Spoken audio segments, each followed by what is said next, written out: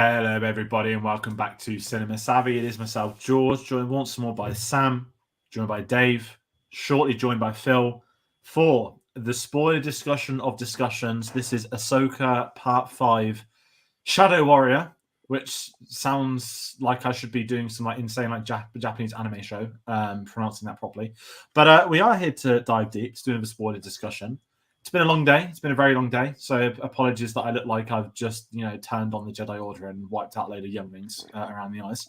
But yeah, we're here to talk some Star Wars. I'm trying to be really reserved because, as you can tell by that thumbnail, as you can tell by last week, Hayden Christensen has returned to play Anakin Skywalker once more. And this 27-year-old guy turned back into a 9-year-old who wished he had long hair and a scar above his eye for an hour this morning. But before I get into any of that stuff, how are we all doing today? Good.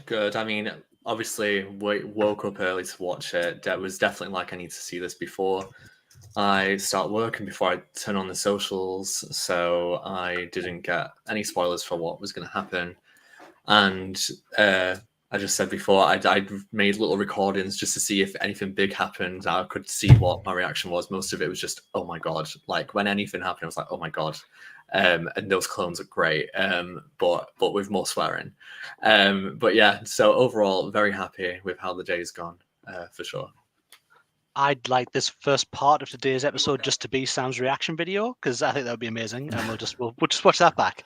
It's been a tough day to avoid spoilers. It's definitely been a day to stay away from Twitter, X, whatever. It's definitely been that because, as we know, it got the early screening in here, 10 o'clock last night. Yeah, got it last night, and obviously it went out earlier in the States as well. So yeah, it's been a day to stay away from the internet if you wanted to go into this unspoiled, which is definitely the best way to watch this episode. But yeah, I'm over the moon to be here and talking about it. Excellent. And that's a great thing to talk about. I mean, we're going to get Phil when he's on. We've gone live earlier tonight, as I was saying. We go normally live at 10 every night, but we wanted a full panel. Everyone that's been in this series so far is on with us tonight. We know a lot of other people. I know people that were at screenings in London last night. For those that were curious, I also took an early night. So I normally get up at like 6:30 on a Wednesday. I set my alarm for 5 so I could watch this before I have to get ready for work. And I decided to go to bed at 10. One of my friends, friend of the channel, Ren Geeks, this is his YouTube channel for people to check him out.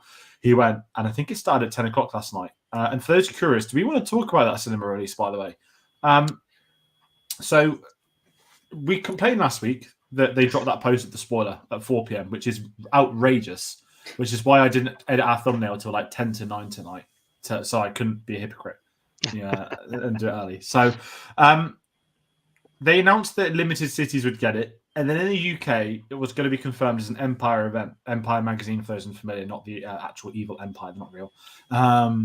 But it was one of those where it was one screening in London, and that was it for the entirety of the United Kingdom. And obviously, none of us got to go. I could have gone, but a 10 p.m. screening on a Tuesday night, finishing at midnight, even if I drove, which I could have done, by the time I get home, it will be on Disney Plus. So had it been 2 episodes, swayed me, I'd have gone, but not for one. And in respect, I'm not bothered about the podcast recording. But talking of things, we have a Phil with us. So if I play these backgrounds right, I think we have 4 people. No, that's not word. Phil's vertical. I'm just going to get rid of the backgrounds. There we go. How are you doing tonight, Phil? I'm all right. Sorry I'm a bit late, but I'm here now. It's all right. Listen, you're not late. It's not your own fault. It's mine because you went on last week and actually gets tied 9 o'clock. But I did want to say, I was about to talk about my experience watching it. My first experience was having all my phones silent off. A message from Phil at 2:57 a.m. saying he'd already seen it. So that's the safety net message. We always say we've seen it. That's our code. But Phil, talk us through staying up, and then we'll take it from there for you. Sure. So with the whole this is going to be in the cinema thing in America, and then obviously one screening here, I did have the inkling of this is going to be something important. If I wake up tomorrow morning, actually see something, I'm going to be kicking myself. Luckily, being a fan of American sports, I'm used to being up late anyway. So I thought, right, might as well stay up. Didn't bother setting alarms, already awake. Sat there at 1:59, like refreshing. 2:00. Yep, right, here we go. Cast the TV, and yeah, I might have been tired, but it was 100% worth staying up for. Like, it was, yeah, we'll get into the episode, obviously, but yeah, worth it 100%. Lovely. And then, Sam, before I jump to you, because I know you watched it early, Dave, you were the last man standing, anticipating a message saying seen it, and then it was, I'm not going to watch it till later. It's like, I was like, oh, devil's advocate. Can I just ask, you got nothing spoiled, though? Did you go in clean? Yeah, I went in very clean. I mean, that was my thought process to say, just as I've said there, it was a day of avoiding internet, really, just staying off Twitter, which is the only thing I kind of go on to have a look and see any sort of Star Wars things. But obviously, I often go on YouTube to see other people's thoughts on the videos and things as well, the episodes once we're done. So it's just been staying off all of that today and avoiding any notifications that came through. So yeah, I went in clean. I obviously had an idea we were going to get Anakin again. We saw him in the last episode, but obviously the rest of the stuff that happened around that, I only saw it a little while ago and was blown away. And Sam, jumping to you. I know normally we do it clockwise. We will, but we'll do this one anti-clockwise to begin with. You watched it before work too, right? I think you dropped me a message, but I didn't pick up till a little bit later. Yeah, so I got up at about 7:45, and I was like, right, that definitely gives me enough time to watch it before work. So I was like, I need it on the TV. Usually, if I watch it in the morning for work, I'll watch it on my phone. But I was like, no, I need to watch this on the TV.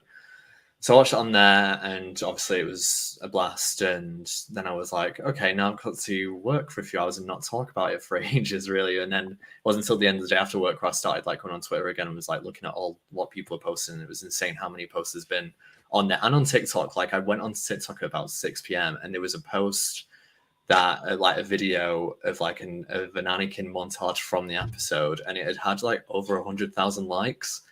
And it was 6 p.m. and I was like, this is insane. But it shows that a lot of people are very excited and happy about what happened today. I can't wait to talk about this. And I'm sorry I'm going to put you on the spot. One more question. We've had a week in between episodes. It built up hype. The amount of people I know who hadn't maybe been watching Ahsoka, and I was like, catch up by Wednesday. You got to catch up by next week. Messages pop in and saying, oh my God, the ending to Ahsoka. And I was like, okay, Star Wars is thriving once more. And certainly, I know we've kind of got, I don't want to call us 3 generations of Star Wars fan, because we've spoken about this at length across many series, but we very much have a really nice blend, which I've always really enjoyed discussing our history of Star Wars. Me and Sam, I guess we're the prequel generation. Dave, you original trilogy. So you were teenage years with prequels. Phill, you're not really a generation, but your intro was the special editions. 20th anniversary re-release, politely put. And that's a thing. That is a massive thing. A lot of people's intro to Star Wars was that in 1997. And I think it's really interesting when we were able to all talk together, because I think everyone's got different, not reactions to Anakin coming back. I think at this point in history, the Star Wars fan base is united in their love for Hayden Christensen, etc., etc. Don't need to talk about how awful he's been treated by media as well as fans, critics, etc. But I want to kind of ask you all, could you have anticipated, let's forget Kenobi from last year for a second, because we're seeing Anakin as Darth Vader. Do you ever think we were going to get Revenge of the Sith Anakin again? Because I never did. And I tell you this, part of me thought about the weekend, do I go in the garage and get that cosplay out to wear on a stream tonight? Thank God I didn't. I'd be melting, and it would not be good viewing. And you actually can't really see anything, so it's a bit pointless. But I just want to get your thoughts on Anakin's return, but again, that prequel era Anakin return, more so than just him popping up in a new series. It's something, I guess, that, I think we've spoken before about kind of when Revenge of the Sith came out and kind of what was going to happen afterwards, and it really didn't seem that much would happen. And the Clone Wars started. I know it wasn't well received at the beginning. I wasn't watching it, and I definitely felt like it wasn't for me. Obviously, in retrospect, I watched a few episodes the other day just to try and catch up a little bit, and it's just funny to think that Anakin coming back, sure, but Hayden as Anakin is another thing, because the backlash was so great. Job at the time really didn't understand how big that was until you get older and you kind of read things and you understand what happened. So the fact that we've had him in Kenobi and had those flashbacks, and had him as Darth Vader, but to have kind of an ethereal Force ghost type Anakin that's interacting with Ahsoka in live action in kind of present era, but also in Clone Wars era, is just insane. And I didn't realize how much of a kick I'd get out of it. To say that I don't really have nostalgia for the Clone Wars as a TV show, as kind of a piece of media, the impact that it's had on not only the Star Wars fandom, but on kind of how people think about the prequels and what people think about that whole era of Star Wars is so great. And to just see a glimpse of that in live action, I think is just a great treat for everyone, because it was very easy for that not to happen. So yeah, like just joy. Like I was so happy to see him. I think he did a great job, like a wonderful job. And it's a shame that it's so short, but it just means that the experience was a good one, and I'm hoping that it's not the last that we've seen of him. But if it is, then it's a real great way to kind of bookend this kind of era of Star Wars of Hayden Christensen cameos, I guess. I mean, for me, it was. I mean, my love of Star Wars kind of ebbed after the prequel era, kind of went away. It was Clone Wars that dragged me kicking and screaming back when I started watching that after the movie and started watching the series. So you kind of get this resurgence of the character of Anakin Skywalker and the importance of that character and the amount of story they got to tell in the Clone Wars of his eventual downfall.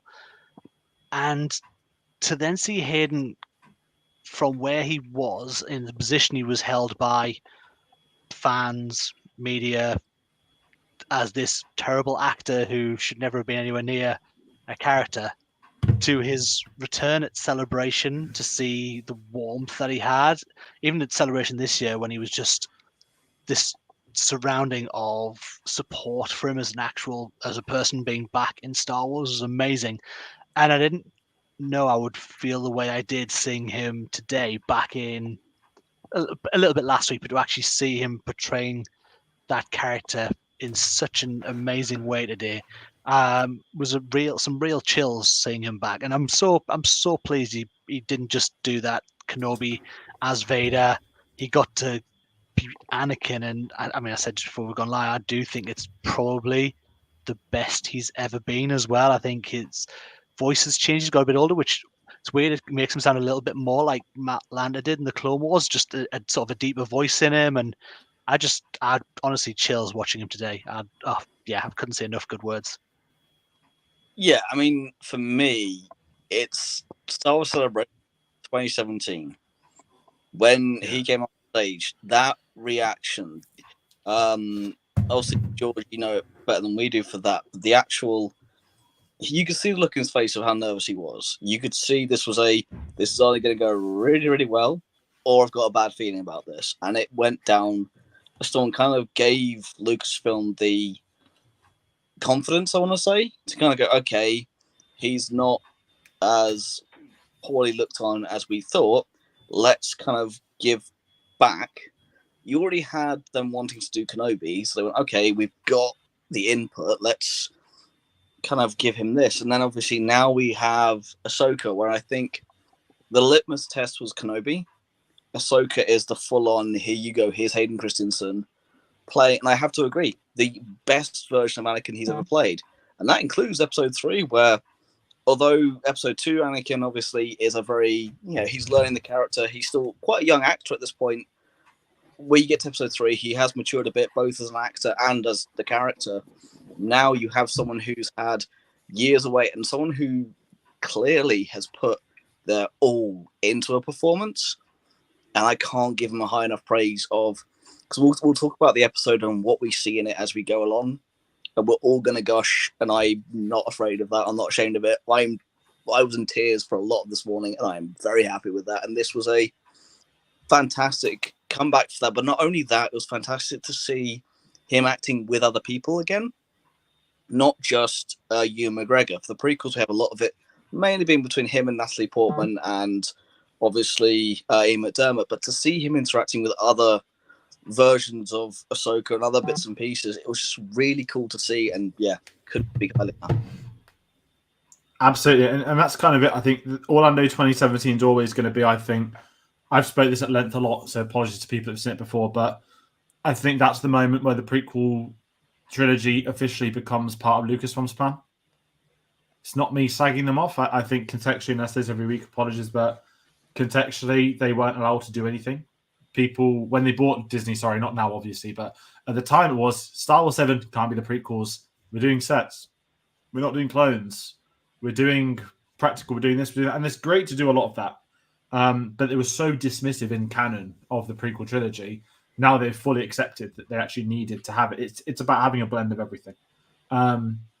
So that's the last I'll say on just the context, because I feel like I say every week. We've got Pavar in the comments. Apologies, that's how it's pronounced. As always, I say on Twitter and YouTube, I saw the episode, I'm old and don't use social media as much. I'm an original guy. I remember watching episode 4 at the cinema. And that's kind of it. Like, the way it works with social media, and we kind of spoke before it live, I probably could avoid Twitter if I tried. When the finale for Succession came out this year as a bank holiday, I didn't turn my phone on in the morning. And I went down and watched it. I had my phone with me, and I kept on autopilot getting my phone out, but because I hadn't turned it on, it was okay. Problem is, I can't do that at 6 a.m. on a Wednesday, so I need my alarm. And I just know that Star Wars is just too... For me, at least, there's no way I can just consciously avoid Twitter. Like, I will end up at some point going on there by mistake. And it is always the homepage. After this episode, I went on Twitter at 6 a.m. in the morning.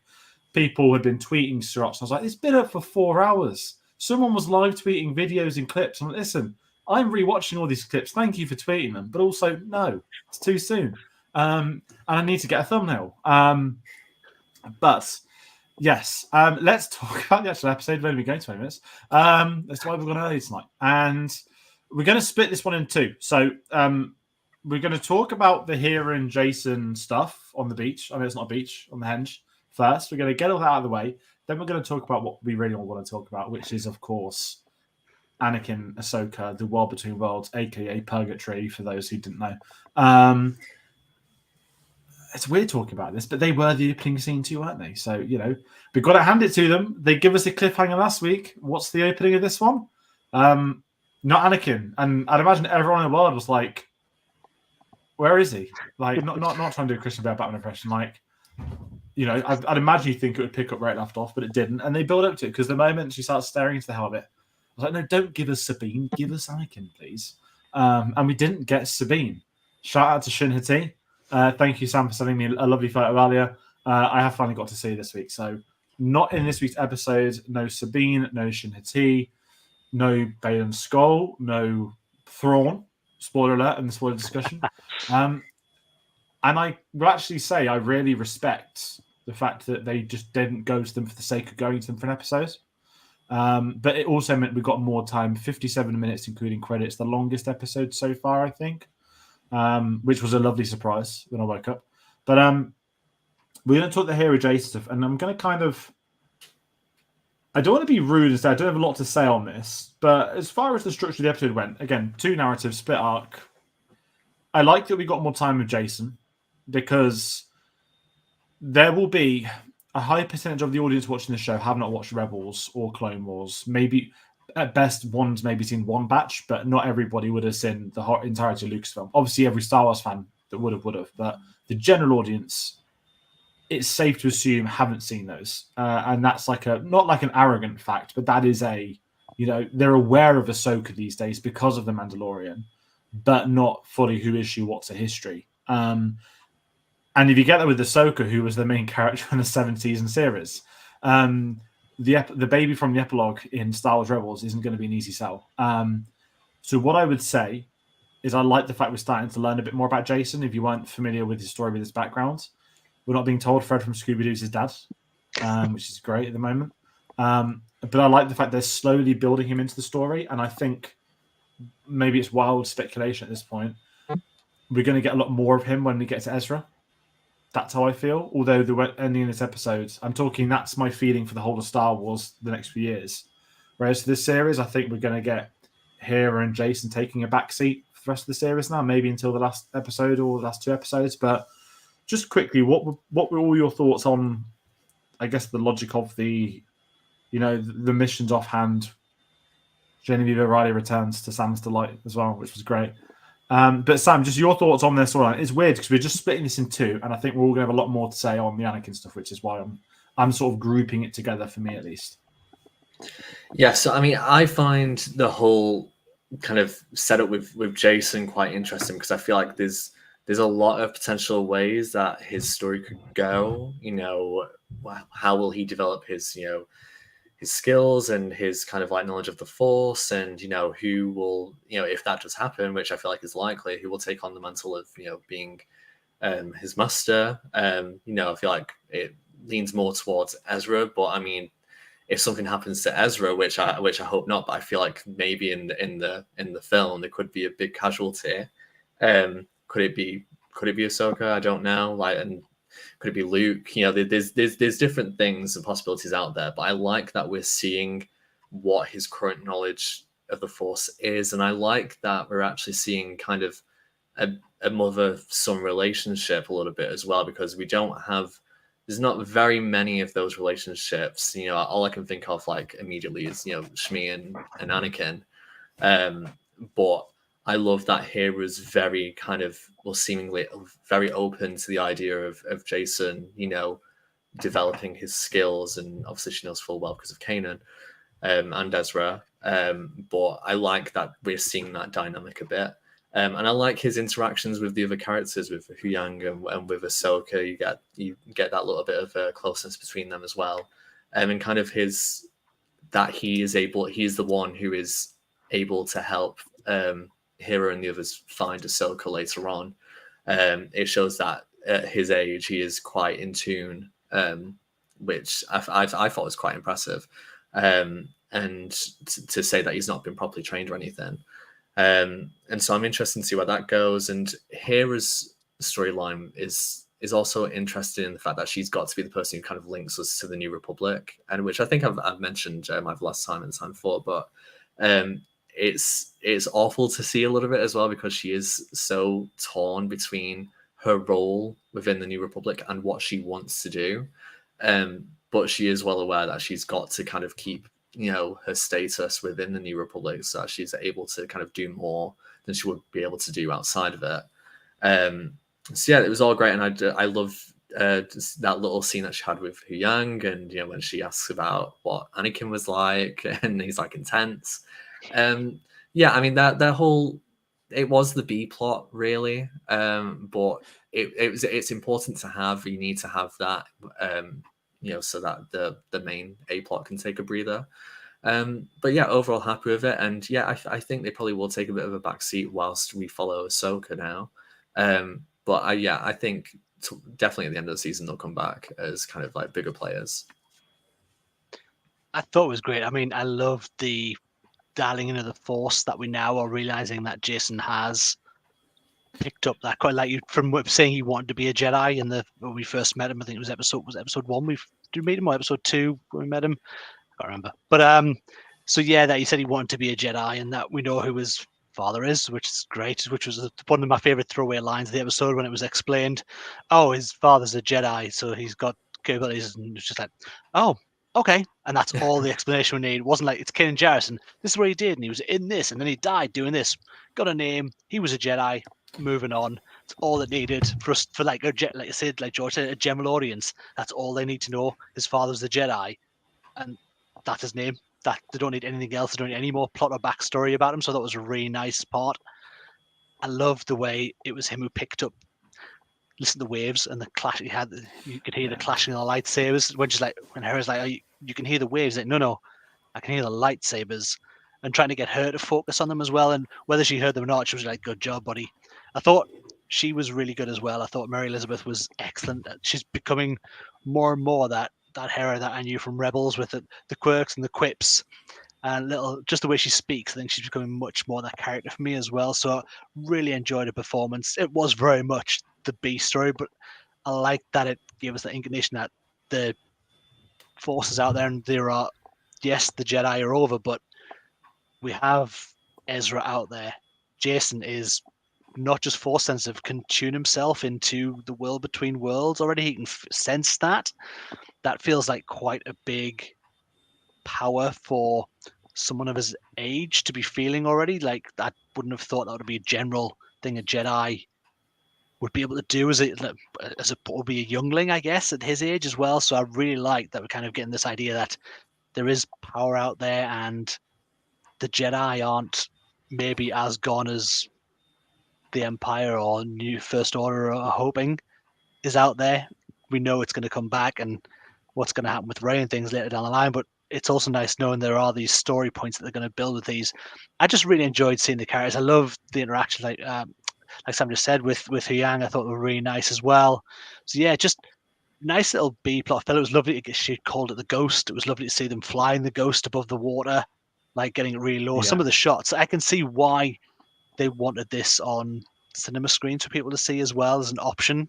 Again, this series has been the closest to a cinematic feel that I've had in any of the TV shows.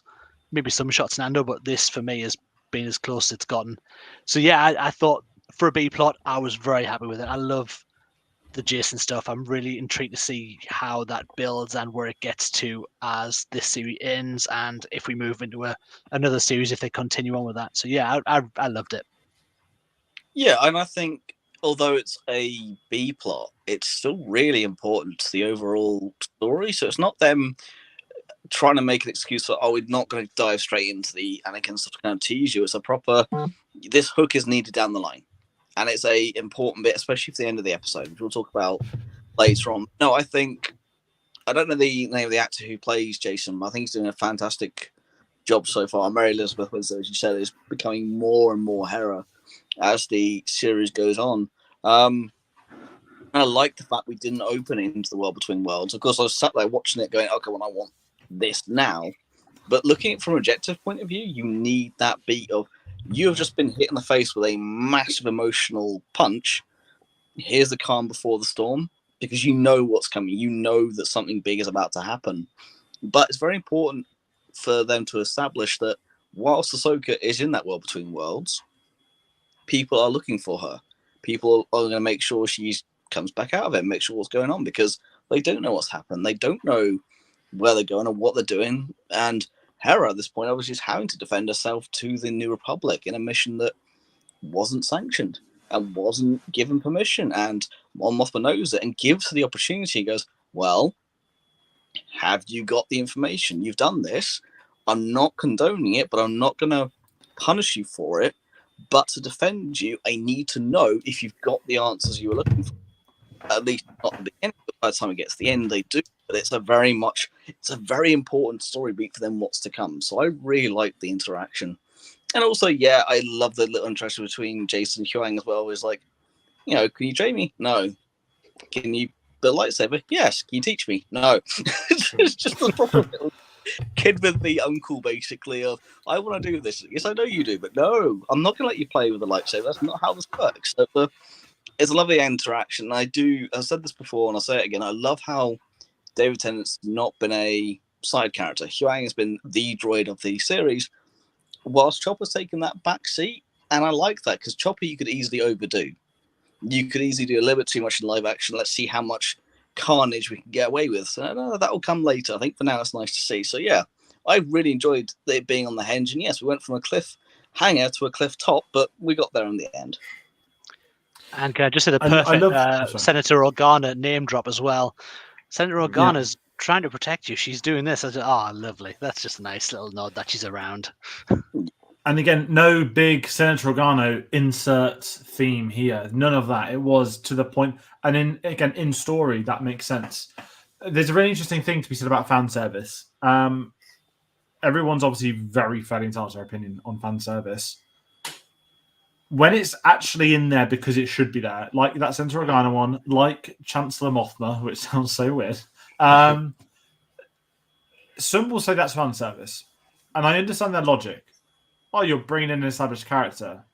bringing in established characters isn't always fan service. You know, if I don't know, you're watching Star Trek and Spock pops up, that's not fan service. That's a character from Star Trek turning up to do his job. Do you know what I mean? So it's one of them where there's a delicacy. If you say, Senator Organa, yeah, we met her once, you know, great woman, great brother, plays the theme. That's fan service. But if it's just a name drop like this, that for the sake of it, fine. And it's just really interesting, obviously. And I'll say this is my logic, and I was in a group chat earlier talking about, which is why. But the way I've seen Ahsoka as a series, and I'll be really honest, the way Star Wars is without George Lucas, and this isn't a bring back George Lucas plea. Obviously, I'd love him to retire at any point if he wanted to, because that sounds terrible when I mention it like that.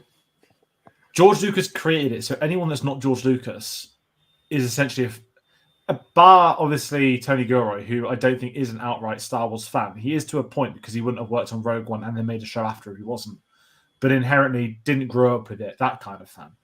Anyone that's not Lucas, it becomes fan theory. That's always been my mindset. But it's official because it's being done by the company that own the rights and publish it. A bit like Bond, right? In theory, and Samuel more of a Bond know it as well. But anyone that's not Ian Fleming, yeah, the Broccolis run it and own it, but they aren't the creators of James Bond. So it's a bit different with them, actually, because that's more like family heirloom than actually, you know, fan theory. But there's a conversation where the media comes from. Yeah, I think it's where the media comes from. Like, you know, Michael Crichton with the Jurassic Park, you know, books, like those novels that were his, but Spielberg and Jurassic Park, the film, I feel like they go together. So, you know, like the original, you know, producers of Bond, I feel like that's, to me, the Bond film series is their, you know, brainchild, and then the rest, you know, it's just influenced by it. And I think you could say with a lot of media, and sometimes it works out, sometimes it doesn't. And I feel like we're lucky that, you know, some people have been dogging on Filoni a little bit from what I've seen, which I think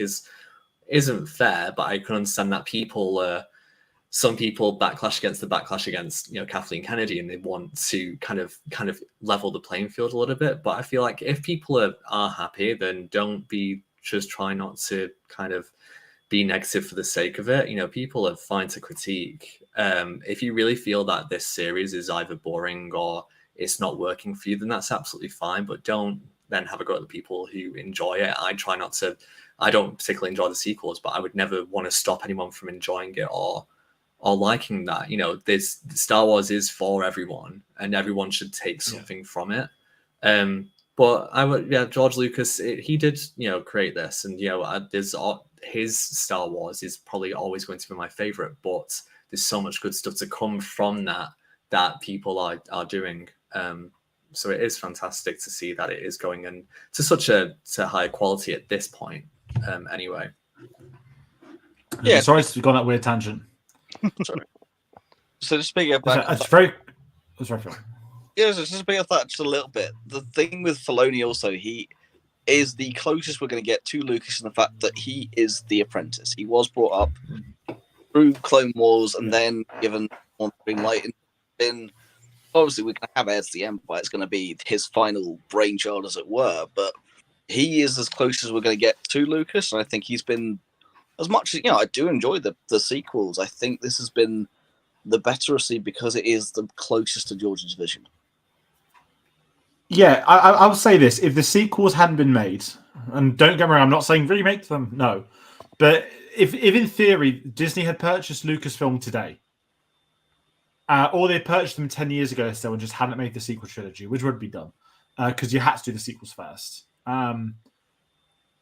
Filoni would be like there, not necessarily directing, probably now, one of them at least, but he would be, this guy's on storyboard, this is not storyboard, story group, he's the head of it all. Lucas would have probably been like, here's a treatment, but I want him to write it, or something. So all ifs and buts, like it's like sport, isn't it? You know, if this had happened, if that had happened, world's very different, doesn't work that way. And I certainly would say that, again, whether you like the sequels or not, it's fine for either side of that opinion. I do think that the natural career progression for Filoni has happened. He has gone successfully from live action to animation, and a film is that final like tick of that Well, I say successfully. We need to obviously wait till the film comes out first. But in essence, the projected journey is there to be seen by anyone. And kind of going back to last week really quickly, I love the fact that when Peter Ramsey's come on board to be on board in the series, and obviously he did Mandalorian episode as well, Dave Filoni said, I went from animation to live action. It's just me helping someone else do the same thing. And that's very much an industry issue where you seem to be either locked to animation or live action. Very rarely do people jump and do either. It's sort of one or the other. And it's great that he's given directors opportunities, animators, etc. So I love that Lucasfilm do keep that up. And I think Filoni's rightfully earns to make the next Star Wars film as the director. I know technically the next Star Wars film is the sequel to the sequels. But I would bet everything that we end up getting this one first. Because I feel it's more ahead. And with the strikes, I'd imagine there's a lot more concrete building for this than there has been with the other one. But that's just wild speculation, nothing at all, official. But I've just got a couple of comments to bring up. Sorry, that's why I almost sacrificed and Phil. Big question. Will Hera agree if he wants to become a Jedi? She accepts his powers after Kanan. I can see problems. I like that. Again, if you want to be like slidey, he's saying, well, he wasn't in Luke's Jedi Temple. So that could answer that one. But I think we're going to get a lot more of him. And I think that when Thrawn is brought into it and Ezra, we're going to find out more, as in the general audience will find out more about Kanan. He might find out more about his father. Again, I don't think we'll get Freddie Prinze Jr. If we do, great. I know we've got the photo on the dashboard people are talking about now. Have you all seen that? That incredibly, really clear image to know who it is. And all the replies have been Chris Evans from Scott Pilgrim, basically, because it's hilarious. Saga sub, thank you. And Bavori, some of these people prove the word fan is derived from. Yeah. And it's one of them, again, there's no not right or wrong side. It's like one of them words, isn't it? That people can't disassociate one thing from the other anymore. Like it's almost like, not politics, I don't want to get into politics, but it's like there's a left and a right. Pick your side, you fucking stay in there. You can't be in the middle. You can't lean towards another. You stay on your side. That's how I feel like, not Filoni is, but how I see Star Wars perceived online. It's just like people just fighting one another. And when it is all calm and settled, it's lovely. Yeah, listen, we've been going almost 40 minutes. I'm not jumping ahead, but let's talk about what we're really here to talk about, shall we? We're going to talk about the actual Anakin and Ahsoka stuff. We had last week's cliffhanger, as Phil said, the cliff drop. We had the transition of the year, probably the best transition in Star Wars history. Because today's is just good editing. I was thinking of those shots we're going to talk about. That's just incredible editing. But I don't know where to begin. Dave, I'm going to pop you in first because you watched the most recently. The return of Anakin with Ahsoka, and I guess maybe this is an even easier way to start it. No, where are we? This is the world between worlds. This is where I've spent the last XXXXX. Here's the doors. Here's this. Here's this. Here's that. Nothing. And if I'm sorry, I'll jump in. And I will say I think this is going to work in its favor for the general audience, that everyone online had wild speculation. All the Star Wars YouTube channels doing videos explaining what is the world between worlds for people at home. Great to see people helping one another so that they can appreciate this week's more. Wild speculation. Anakin's lightsaber, is it his Darth Vader one? Is it his Revenge of the Sith lightsaber? I'm sat there saying, oh no, it makes me want to buy it. And actually, for the sake of this episode, and maybe before we talk about this, I actually want to ask you all about how did you feel about this? Because we know it's in the world between worlds. And they're three words that were not said in the episode. And I think the big question mark is, would the general audience understand that? Dave, you mentioned a really good point about there was no overhyping of Kanan, no fan service of that. I haven't watched the series with my dad yet, so I can't have a first-hand experience of someone who doesn't have a clue what the world between world is. But I think the general audience are smart enough to know that in this episode, the way I would read a general audience is presented as a purgatory type place. Anakin's very much, you're going to live or you're going to die. Yeah, we're on episode 5, not the season 5, so yeah, we know where it's going to go. But I want to kind of get each of your thoughts before we go into the episode on how they presented it, because I think they actually made it as simple as possible No long explanations, no deep things, no Ahsoka saying, I got pulled out of here when I fought Darth Vader. None of that, which I think is the best scenario for new audience members. And obviously, when it did start jumping to flashbacks, it was done in a very different way, which we'll get into properly. But I just want to know each of your thoughts, actually, on the presentation and maybe how you thought of it in this episode. I think it's been done exceptionally well. You're right. I think for a general audience, they don't need to know that. We know that there was probably a portal that she was pulled into. If she's actually in a world, if she's actually in the world between worlds, that's up for debate. We know she's technically drowning in these moments.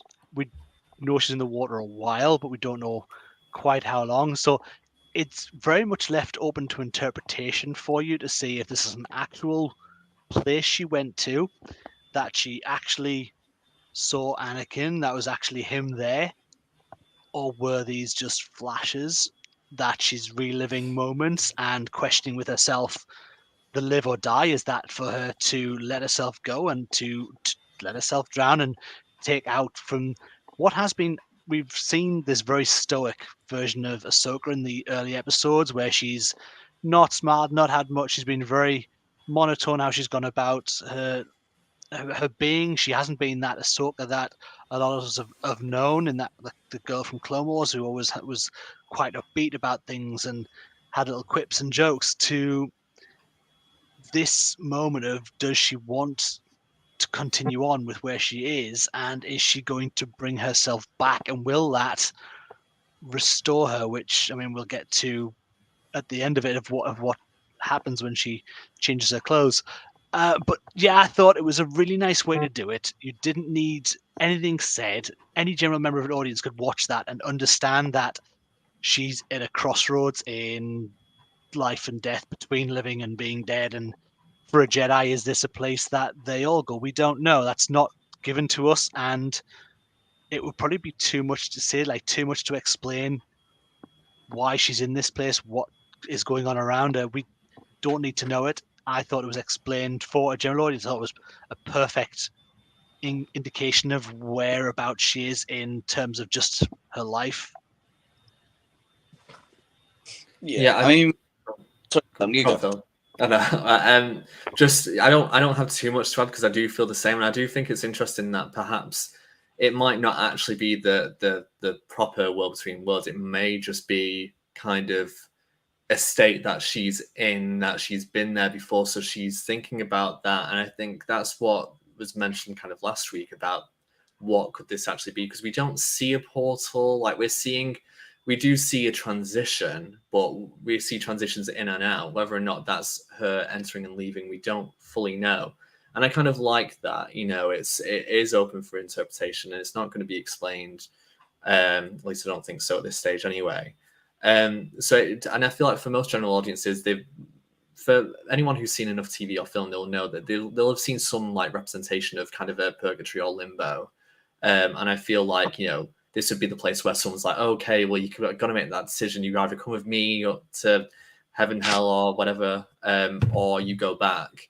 And I think also because you're seeing, the Ahsoka as she is, as her younger self, but still with the mindset that she has now, which is why kind of the younger Ahsoka later feels kind of older in being, even though she's physically her younger self. I think it's a very interesting take to have this place be the setting, but I don't think it would confuse too many people, and I think most people are smart enough to get what it is. And I think especially with Anakin having all this knowledge and knowing what's happened with him.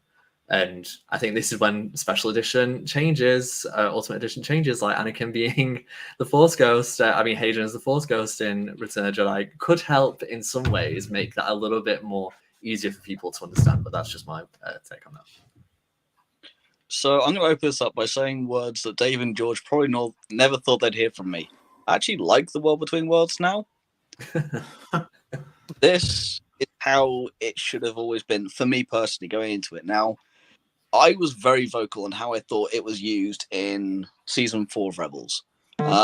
And I still disagree with how it was used slightly.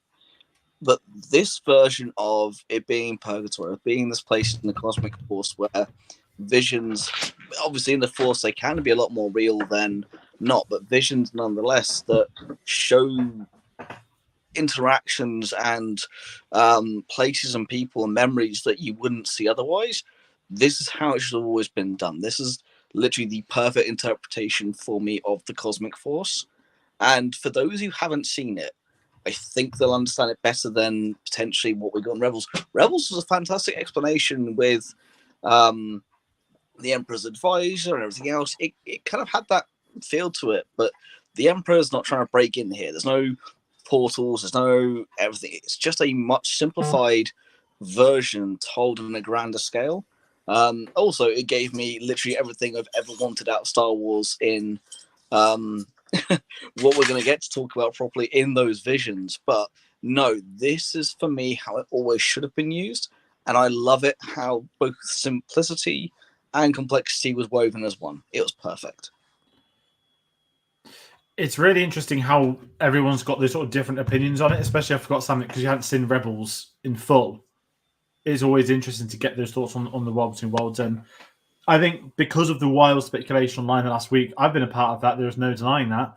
It's one of those where it's hard not to be like, what are we going to do? What are we going to see? And I was like, could we get Padme? Could we get Obi-Wan Kenobi? Could we get Tamara Morrison? We did. Could we get this? Could we get that? And I tried. What did we say last week? Speculate like responsibly or something, or sensibly. And I know that other podcasts have forced them to always said that, which is a really good thing to do because the one thing I say about Star Wars, and this is what's frustrated me more than anything, I have been a part of this problem. So I'm not being a hypocrite. I'm just acknowledging that I think everyone does this.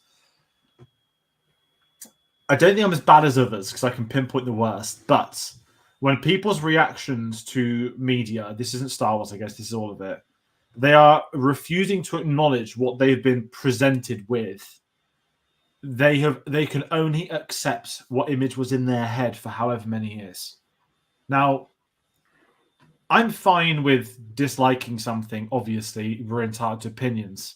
But the moment the criticisms evolve into, well, if I did it, it would have been this. That's when I couldn't give a shit. And not that there's a video to watch that I'd be turning off. But that's when you lose all respect for an opinion, when your version is suddenly better than their version. Criticize what is presented to you, not what you magically thought of that you've never been hired to do professionally. And I don't mean that in a horrible way. If you've got issues with the series, fine. And I said, I've been guilty of this. Obviously, episode 9 is the one that I do so. But at the same time, I also have other issues with the film that's not its fault, such as, a lead actor passing away in between films, some background politics, and also knowing it couldn't have been delayed because it wouldn't have come out for another 2 years because of COVID. So, there's a lot of messes. There's a lot of rightful criticism. But when it just becomes, is it Star Wars Theory who brags about his millions of subscribers, but then asks them to pay for his crap short films? Again, you're the one bragging to subscribers. You pay for your own short films, mate. And guess what? I used to love his channel until I saw the first fan film. I was like, never again. Sorry. I know people make fan films. I know people like them. Get a real job. Go get hired. Go make stuff and work on it because that's the only opinions that's the only stuff I'll be watching as canon. That's way off point. Sorry. I just get really vexed about that. And this is leading into my point was how World Between Worlds came across this week. It was none of what I thought. As I kind of said, I just keep calling it purgatory because in this concept of today's episode, it was that. It didn't need to have doorways to show here we were when we met. Here we were when we dueled. Here we were in Rebels. As much as I'd have loved to have seen reenactments, and there were rumors about a month or two ago that they might do an alternate ending of episode 3 in Ahsoka. And I think sarcastically tweeted the PS2 episode 3 alternate ending video game. And I said, already seen it. I'm so glad it was none of that because I really enjoyed what we got. And I guess what this is doing, this episode today, and apologies if I said this earlier, this day's been such a blur. I don't know what I say anymore. And telling the general audience, and again, this isn't to criticize people that do watch animated shows, because it's not. the logic, and I always talk about my dad on these videos, right? We watch Star Wars together. He's never ever going to watch an animated series. Not even worth attempting to get him to watch it. When Ahsoka was in Mandalorian, I was like, oh yeah, she's like a main character in animated shows. He knows his animated shows, but he's obviously not going to watch them, which I'm fine with. It's not a problem. It's not everyone's cup of tea animation. But also, do you want to watch 7 seasons of a show and then 5 seasons of a sequel show to then be able to watch this one episode of TV? No, that's why Marvel's declined. And with this, I remember when she appeared in season of Mandalorian. I was like, yeah, she was the main character in the animated series. She's still alive. She was trained by Anakin. He was like, what? I was like, yeah, it's all right, just carry on. Book of Boba Fett, she meets Luke. And, I said, yeah, you're trained by Anakin. That's why she knows the vibe. I was like, okay. If you're then going to give this character a series, because they've established her master as Anakin Skywalker, a lot of people watching won't know that. They might know who she is. They might see her on posters, but they might not know she is the apprentice of Anakin. But the context of knowing she's the apprentice of Anakin, how many times? How would they know how long time they spent together? How would they know how many seasons or episodes there were? So not only have you told us that Anakin's her master, but you now have to show it within the series. But I don't want to say without fan service, because it's impossible not to. He's a very important character in her character arc, her character journey. So delving back into the past makes complete sense for what is her future and what the decisions are going to be. Sorry if that doesn't make any sense. That's where I'm trying to think out loud and talk. But today's episode I love because I think it handled it in the most balanced way it could. It didn't go all in with references. It didn't go to the extreme of here's their life together. It was, why is Anakin with her at the here and the now? Why is he popping up now? It's not just because she fell off a cliff. There's purpose to the story. And without jumping in too far, the whole mindset was, you're going to live or you're going to die. But the meaning wasn't a literal you're going to die. It was, if you, the way I interpret it at least, if you were to strike Anakin down, she is going to die because she has gone the route of Anakin Skywalker. But she rises against it. Yes, she's not a Jedi, technically. But because she did not do so, she passed and she lives. And I think it's a metaphorical live or death. That it's dependent on where her character is going to go. And I feel like I just keep talking. So I'm going to chuck it on Sam and he's going to be like, shit, I've got to somehow figure out what on earth he's going on about and why he's put it on me. No, I kind of get it. I think what will kind of help me to kind of talk about this is just, my relation with the Ahsoka characters that I didn't really have any. All I remember hearing in 2007, 2008, oh yeah, Anakin's apprentice, and that immediately I was like, I'm out. And I was like, no. The idea of him having an apprentice in those 3 years at the time just seemed implausible, and it was like, where is she? And eventually I'm like, what happened there? And it was, to me, that was too much of a stretch at the time, and I don't think it really was until Rebels when I knew she was having the meeting with Vader, and I checked that out, and the performance of Ashley and her voice and kind of that whole scene between her and Vader was the thing that made me go, okay, I think based on that alone, I know this history, and I feel like this happened, and that was kind of the thing that made me more open to watching the Clone Wars, even though I've still not seen it all yet. It made me open to eventually do so. And if it wasn't for that, then I probably wouldn't have been so excited to see, a live action Ahsoka. So it's really important to kind of get people in somehow. And I think what this episode does is that it manages to, I think if I didn't know Ahsoka at all, this was the first episode that I was seeing, I would believe that Anakin and Ahsoka had a past. The scripts for their scenes was amazing.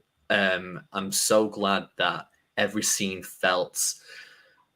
just felt real. It felt authentic. The banter between them, the humor, but then also the very serious nature of things, was just so fantastic. And I think that the initial scene with them and talking, and then the fights, it just seemed like two old friends who were getting this chance to come together, and just enjoying it. And then suddenly it goes from, live or die, maybe Ahsoka's not taking it super seriously, to I'm literally me as 14 years old, in the middle of a war. And I don't know. I don't want to go on too long on this, just so that we can focus on specific points. But I think the idea of having Ahsoka go to two very important parts of kind of her journey, which one is very close to the beginning of her training with Anakin, and one right when everything goes completely wrong, is important. And I'm glad that we got it. And I'm glad that we got a younger actress to play Ahsoka as well. So I'll leave it there for now. I'm sure we'll continue on. Yeah, I thought it was a really nicey way to do it as well. To give you any history, that literally one of the first things that Anakin said to her when he's like, "I'm here to complete your training," kind of was immediately give you that straight away, like, oh, okay, that they did have this thing. He was her master. It just tied in with just that one line. The point where she said the line that she said, where she said, "I'm not going to fight you. I won't fight you." He's like, I've heard that before. Like, yes, Luke said it to you, and I nearly cried, but I didn't. But I just thought it was a wonderful moment. It just kind of sealed you straight into kind of, if you've not seen anything of Ahsoka, for him to go, I'm here to complete your training. You kind of go, oh right, so there was they've got this past that Sam's just been alluding to there, and then to get where we went after that was just. Well, it got to the special sauce this episode, and we got the next sort of two scenes with them in scenarios where we've seen them before and dressed in ways they've seen them before. And we'll get there in a second. But yeah, that was a really nice start to it, to kind of just say, this is who she is, this is who she is to him. You know this guy, this is why you know him, but this is who she was to him. And now we'll crack on with their story. Yeah, and George obviously take us through the various story beats, because if not, I will be here all night talking about them, because, yeah, I have a lot to say. But the other thing I'll add is, you guys talked about the beginning. I'm going to talk about the ending when it comes to that, the Siege of Mandalore, which we'll get into specifically in a second. But you then get the one line of, I don't remember this. Oh, this is the Siege of Mandalore. We've parted ways by this. Done. It was because the Clone Wars obviously is, if you watch the show, you know where and when and how. If you've never seen it before, you have the one line at the beginning of here to complete your training. The other bookend is, we had parted ways by this point. You then get a very nice, neat, for those who don't know it, here's your bookends, here's the story. We're now moving on to the next part. And it's, compared to other parts that didn't need to be sounded out, I feel this is the one part that did, for those who didn't know, to get that one, okay, there is a time frame where they were and a time frame where they're not. It kind of makes sense. So for me, again, George, I know you're the same with your own dad. That's the litmus test of, okay, do you understand this? Because I've been saying to my own dad, look, if you want to watch Ahsoka, you're probably going to have to watch Rebels. Now with this, I'm confident to say to him, no, we'll watch Ahsoka, because I know he'll understand where it comes from when this is explained. And it's the perfect way to do it, I think. Yeah, and kind of getting in there. I mean, you said that we're not going to do it scene by scene. I would like to talk about almost the opening was, it's like Godzilla, is it? Like, we're watching at home, let them fight. The year is 2023. Hayden Christensen has not just returned with Anakin Skywalker, but he can still wield and duel a lightsaber like he could in 2005. We know we got a training sequence last year in Kenobi, which was great. That's Attack of the Clones Anakin. He's not got his long hair. It doesn't count.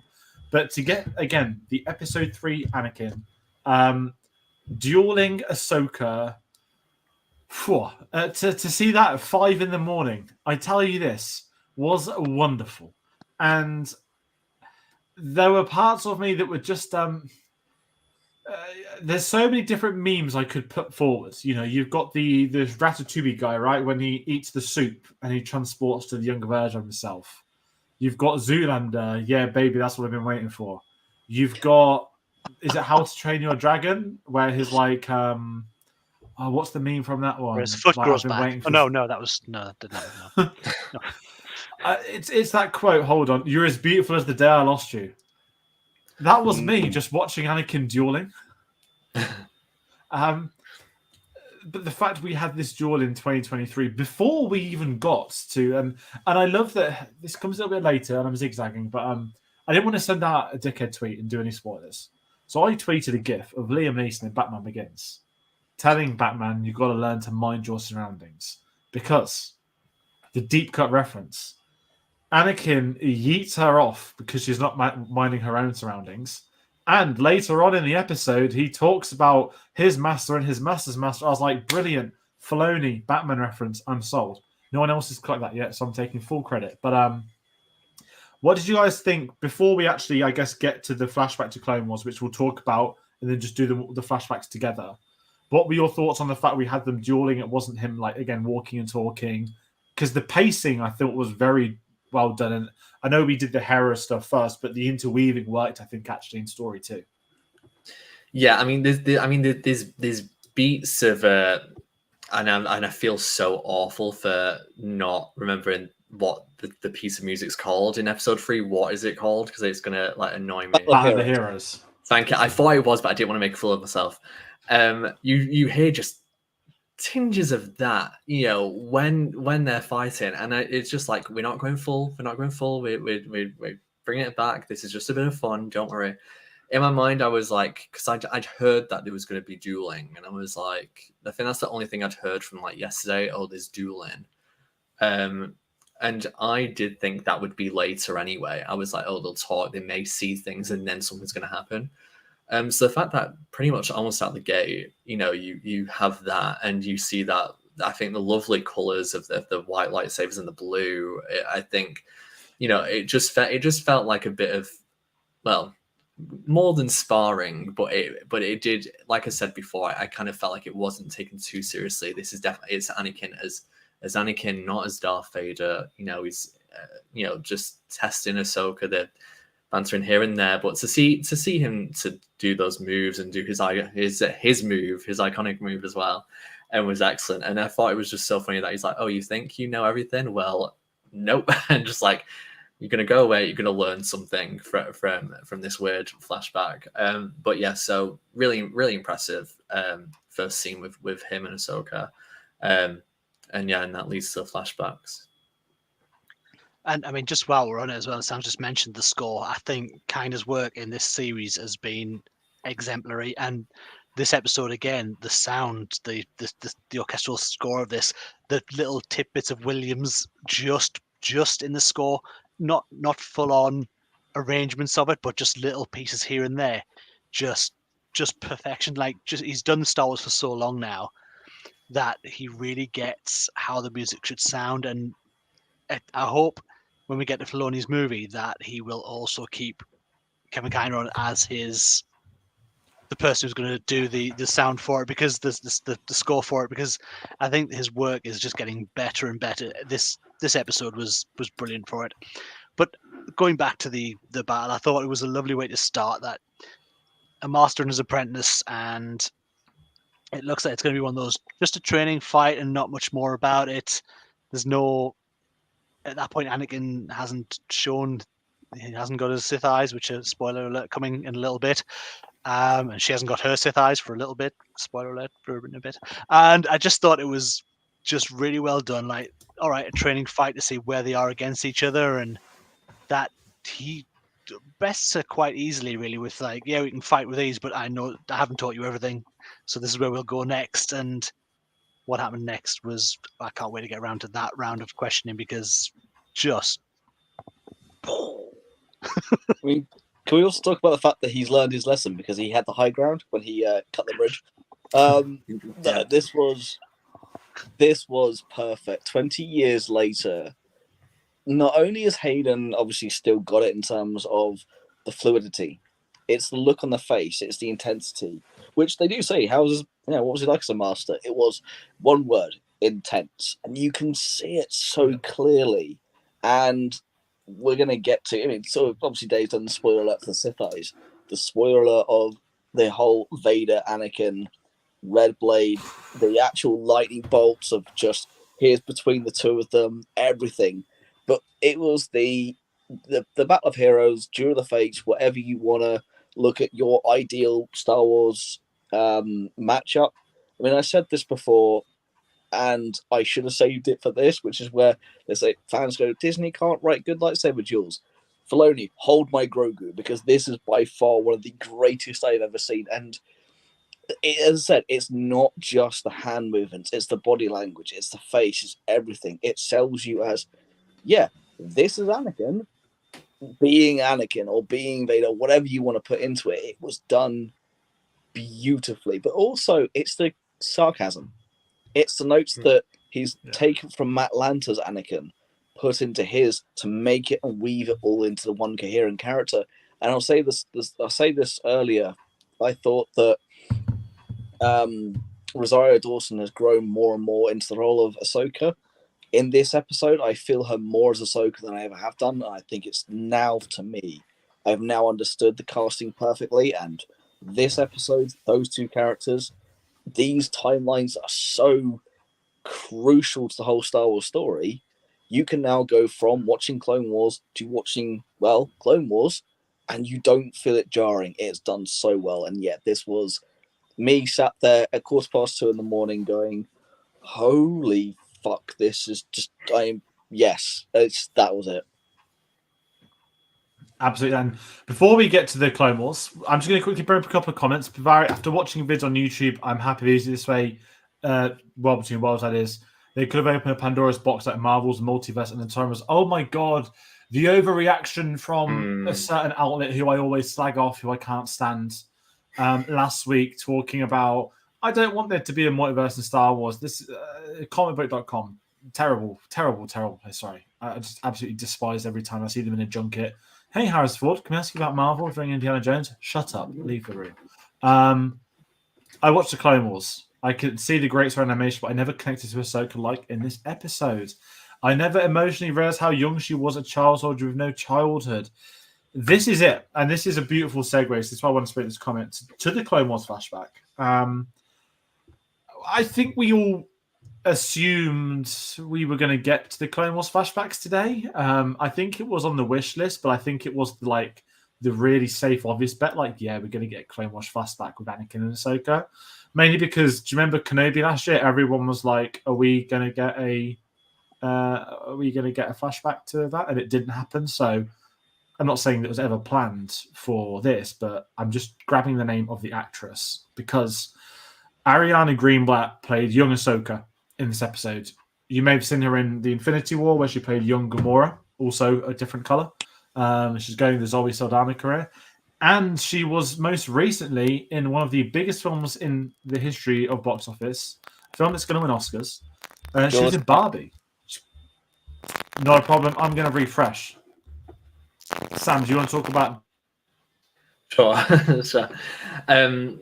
So yeah, like George was saying, I mean, Clone Wars was expected, but the way it was presented, I was really happy with how it was done. I mean, there was the thing that this whole section with Anakin and Ahsoka is that it's about them two. It's about Ahsoka's relationship with Anakin, and that there's unresolved things there, and this moment is a way for her to kind of not move on, but kind of really come to a clear understanding and figure out, right, that's the draw a line in the I don't like sand, but so it's good to kind of have that perspective, but to actually see a young Ahsoka, to get that perspective, to see what could have been a new awakening in me with Hayden in that outfit with that hair. I don't know what I was like, whoa. But the commenter was right, and I've seen it, across Twitter this afternoon. To see Ahsoka in live action, I think it brings a whole other level to the Clone Wars about all these, apprentices of Jedi Masters and Jedi Knights who were so young. Ahsoka's supposed to be 14 at the very beginning of the Clone Wars, so she'd only be 17 when it's over, and that's a teenager, and some teenage, can you imagine any one of us at those ages ever being in a fight, and yet in a war like that? And of course she's had training, but you can't be prepared for anything like that. I don't think anyone in that universe would have been prepared for the Clone Wars, apart from the clones. But to get that, to just see the carnage, to see the Phase 1 clones, I do have a soft spot for them, and I kind of loved seeing them on screen. I liked that because we did get a young Ahsoka. We saw, her different lightsabers in this first flashback. It was the green lightsaber. and see that the older kind of, I can't remember if it is like a headdress or the beads or whatever, just the way that she was being presented. I love how authentic it was. It did seem like it was lifted right out of the animation and just say, right, okay, here we are. And again, the Anakin banter, the kind of the swagger that he has, and I've seen that a lot more.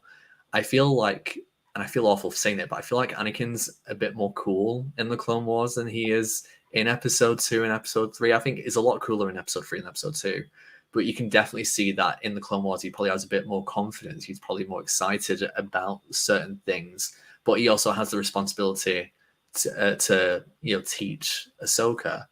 And so to just see that interaction, see them running together, to have all this dialogue, it's just something that, a few years ago, who could have bet that this would have happened? And to just see that relationship, see them go through all the different emotions. It was all amazing. Like I can't really think of specific dialogue right now, apart from her saying about you think this is a joke, and he's like, you'd rather me be what, serious, and that, like, it it shows just how she presents herself and what she wants to be. Like, she does take this rather seriously, and Anakin does too, but he knows the reality. You can't be down about it. You can't be so kind of well, this is what it is, it's negative, it's bad.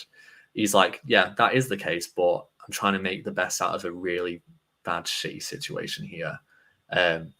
But so yeah, that first one, I loved it, and to just see a bit more of the human side of some of the clones being dead, and Ahsoka feeling remorse and feeling bad and feel like she's the cause.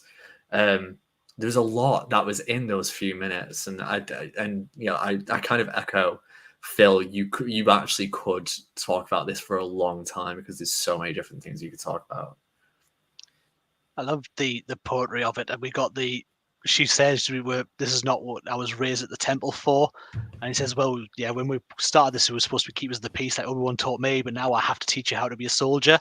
And that was just such a moment. And you see this little girl on this battlefield, and I think it's easy in the animation to kind of forget sometimes how young Ahsoka's supposed to be. You kind of don't, like, the voice obviously is a voice actress, Ashley Eckstein, doing an amazing job, but you get that same voice, and you don't kind of get that progression of age that you see someone who's actually in a live action state. But to see her on that battlefield as literally looking like a little girl was just like, wow, okay, it just resonated much more with me seeing her like that. And yeah, I love how they did it, sort of that smoke-filled sort of, you don't know quite which battle it is in the Clone Wars, but there are hints everywhere. There's tanks in the background, and they say the Phase 1 troopers around, so you know exactly where we are. And seeing her run around with Anakin, and just, yeah, her compassion still for the fallen soldiers, that maybe Anakin, yeah, he said, oh yeah, it's sad, but this is not the be all end all. We're going to teach you to get through this. I'm going to teach you so you don't have to have wars. It was so moving. And I just thought seeing Anakin in full Clone Wars regalia, in the full outfit, is something I never thought we'd really see in live action. There's been some hot toys have been released with the Hayden Christensen head in that armor, and I thought maybe that was probably the closest we'd ever get to seeing that. But to get it today in live action was such a moment. To see that outfit on Hayden Christensen, and he looked, when you can just tell maybe someone's having a really great time. I think, like Sam just said, the swagger that was in him is definitely part of that Anakin character, but it almost, to me, feels like Hayden was having a really good time playing that character at that era of his growth as a character. I thought it was wonderful. I thought it was so well done, and I was just overjoyed to be seeing this in live action. I mean, you guys, Sam Russell and David George, you guys know my love of the Clone Wars era when it comes to Star Wars. I thought you were about to say armor. I don't think you've mentioned it. Don't think you've ever said anything. No, first time.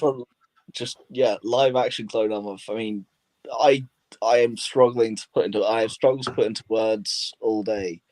It's to the point that I'm looking forward to. My girlfriend hasn't seen the episode yet. She's away, headphones in, making sure she can't hear me, because we're going to watch the episode straight after this. This encapsulates everything. I was talking with people throughout the day. Someone's only gripe was the fact that she's not wearing the exact same outfit she does at the start of Clone Wars, but you can't do that in live action. It's a little too much. And yeah, it's put a 14-year-old in a boob tube on so let's not do that.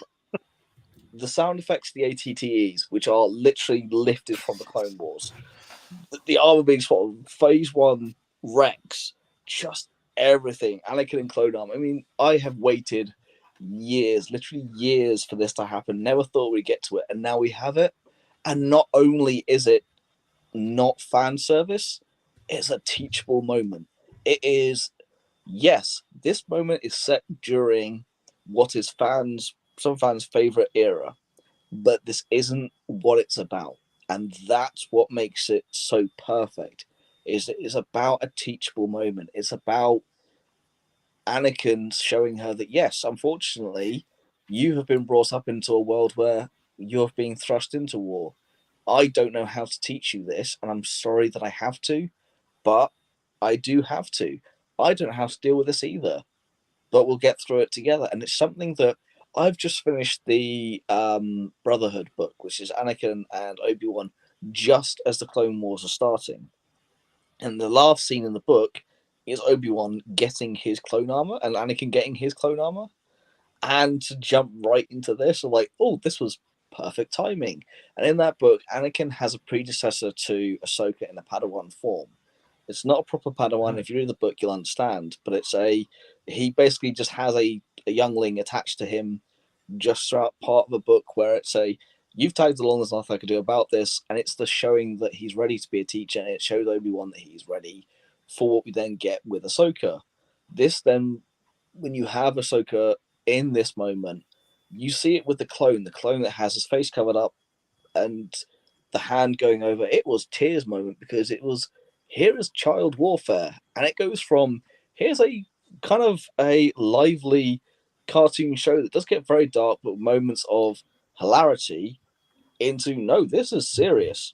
And yet, as both Sam and Dave said, you get that swagger. You get Hayden, and as you said, George, looking like he's enjoying it, and it all knits together to become this, well, perfect thing. And I can't say much more about it. Yeah, I mean, listen, we could frame by frame go through the Clone Wars scenes, but we would be here for an eternity, which we can't do. But I mean, the opening, you are right, Dave. You know, we didn't know what battle it was, but really didn't matter, and that's what I quite liked about it, that you didn't need all this extra knowledge. I guess the Battle of Mandalore was probably the closest thing to that nod off the head that, hey, look, it's a Mandalorian in the Darth Maul thing. And I was like, ooh, are we gonna get Darth Maul? And I was like, oh no, not after Ray Park's videos we went. So I ended that thought very quickly. But in between all those, and like I said, we spoke about the main story. We want to talk about some individual moments naturally. What you've all said really well, how young the Ahsoka actress, not the young actress, sorry, like how young she's meant to be. And Dave, you nailed it, that not only is it because it's an animation, they don't age across the animated series. I can't remember if there was ever official word, but Lucas wanted I don't know if it was 10 seasons, but the concept of Clone Wars is that time didn't matter. It wasn't a 3-season show with each season being a year of the Clone Wars. It was always until they were done. And obviously it was done just a lot later than we anticipated because of the, the Cartoon Network legal stuff. But I've always said she always looks older because it's a voice actress, Ashley Eckstein, who's obviously a bit older, which is how it would be. You're not going to get a teenager to voice. Although I did recently watch the new Teenage Mutant Ninja Turtles film, and I've got mad respect for them casting 4 teenage lads as the 4 teenage turtles rather than just their A-listers. But I appreciate why you can't do that in all sorts of in all animation. But yeah, the actress performance was great, and even seeing of the green saber from when she began to the 2 lightsabers, the blue ones on Mandalore, again the Mandalorian troops. We're seeing her improving her not accuracy, but again her wielding skills. I keep going back to that Tales of the Jedi short from last year, where it was the training room scene where we basically were told, this is why she survived Order 66. You can all stop moaning now. That's how I've always seen that short, when it's just her on the table. Anakin, do it again, do it again, do it again. And kind of what you both said, the relationship with Hayden's chemistry as well. That did great chemistry, both with Rosario Dawson and, oh God, I forgot the actress's name, the one from Barbie again. What year, by the way? Start some with the Barbie film and some with Ahsoka. Good thing there's a strike because she's been able to keep that quiet. Sad thing about the strike is obviously can't talk about it as well, which is again what we spoke about last week. It's such a shame that we can't have interviews of the cast, but that is, I don't want to call it a consequence of the strike. It's part and parcel of a strike, is that we don't have the cast promoting their stuff, talking about the stuff whilst it's airing. So, as I said last week, we fully stand by with it. We do hope it ends soon. And this is the reality of the situation. It will be like this for any shows that do get completed, that do get released, at least until the SAG strike is resolved, which isn't looking anytime soon.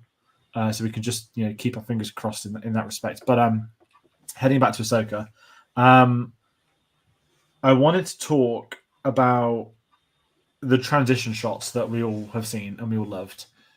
The point of view of Ahsoka, again, they don't have to explain to us that she's living her past. But just seeing Anakin walking off into the sand, into whatever it is with the clones, with the shot of lightning and the Darth Vader silhouette, that was just no Empire theme, none of that. By the way, once again, Kevin kind of smashed it on the score, not making references, and kind of what you said earlier, Phil, when you're talking about Jason listening to the water, that's going to have to be a meme template soon.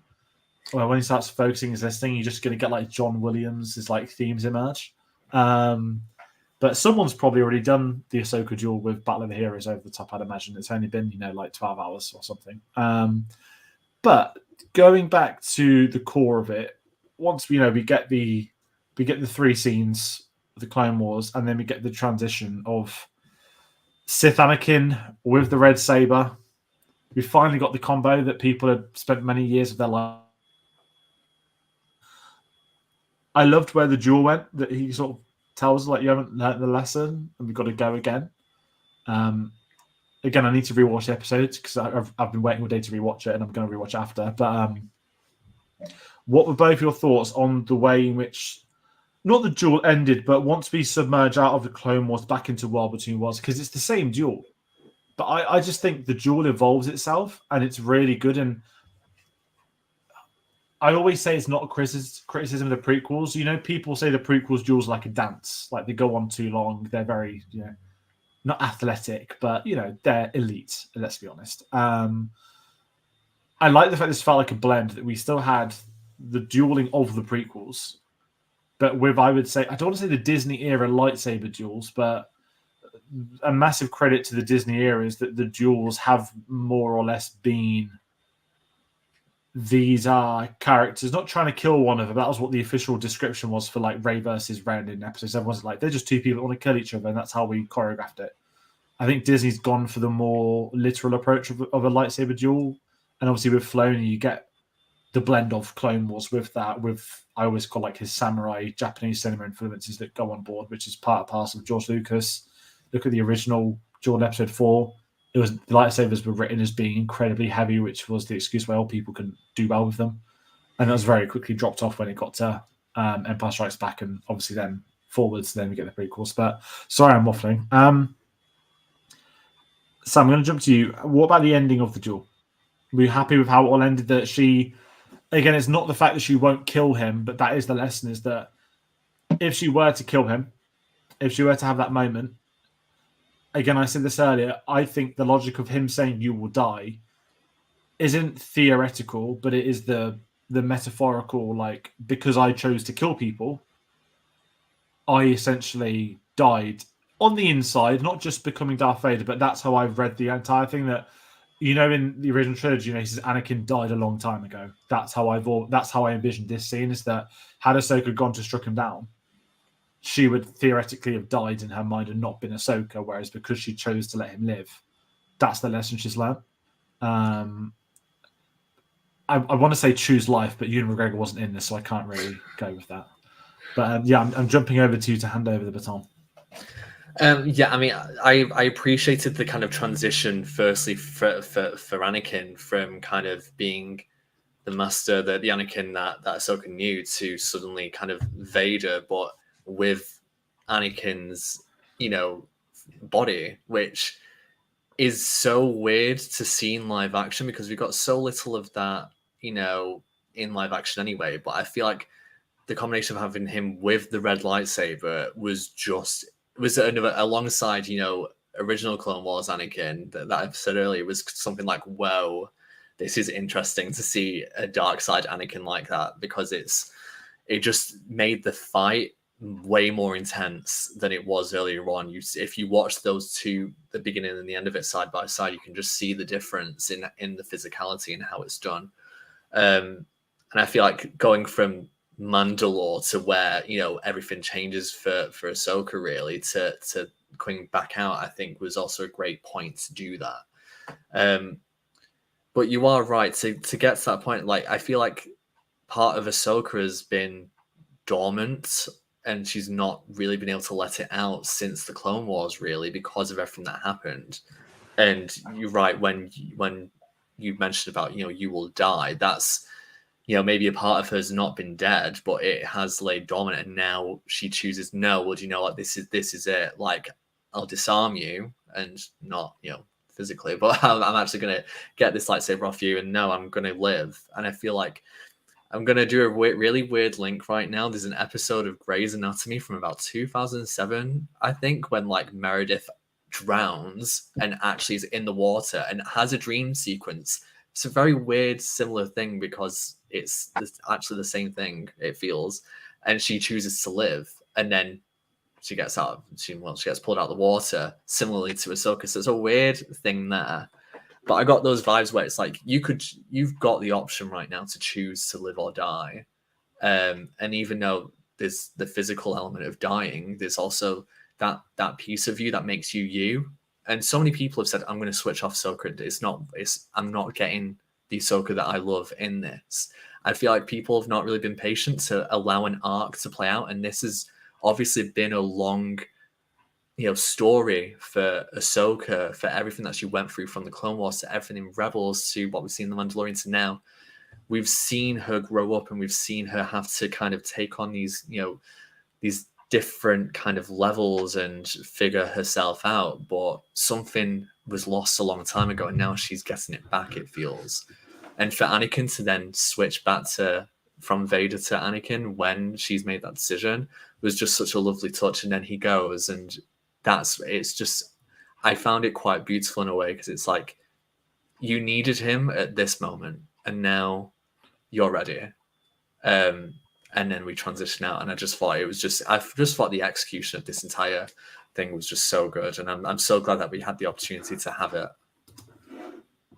It was incredible, and I reiterate what Sam said earlier, but that transition of the character of Ahsoka, where you can see she's pulled herself away over the years from people, and like she said, she tried to start with Sabine, then left Sabine, like she left Anakin, for this fear that she took from Anakin, that darkness as well, and that was in her, and she didn't know if that was something she could avoid, because her master was Anakin. Like they said, she's got that path of death and destruction that's kind of in her teachings, and it's like she couldn't escape that. So took herself out of the line of being around people, which changed her as a person, to then get this moment where she's faced with Vader.